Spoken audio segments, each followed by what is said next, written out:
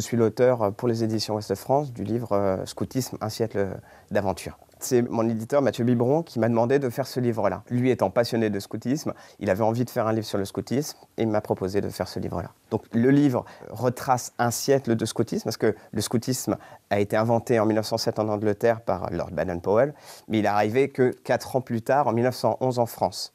Donc en fait, cette année, c'est vraiment le 100e anniversaire du scoutisme à la française. Le livre sur le scoutisme, il énumère aussi les grands aspects de la vie d'un scout, comme la veillée, la promesse scout, les jeux d'orientation, les excursions en pleine nature, le grand camp d'été aussi. Tous ces événements qui font la vie d'un scout. C'est plus qu'un livre, c'est un livre-objet.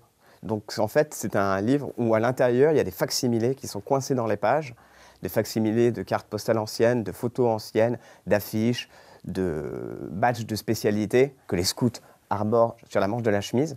Dans ce livre-là, c'est vraiment le scoutisme des belles années, c'est-à-dire des années 30 aux années 60, où vraiment c'est l'aventure, la fraternité, vraiment les idées nobles du scoutisme que Baden-Powell a vraiment prêché pendant toute sa carrière. Il s'adresse à tous les passionnés du scoutisme et tous ceux qui veulent connaître le scoutisme d'une manière un peu légère, parce que pour avoir une vision un peu générique du scoutisme, il n'y a pas beaucoup de livres qui traitent de ça en fait. Donc ce livre-là a vraiment sa place. C'est vraiment le scoutisme dans ce qu'il a de plus général, de plus ludique et de plus vivant.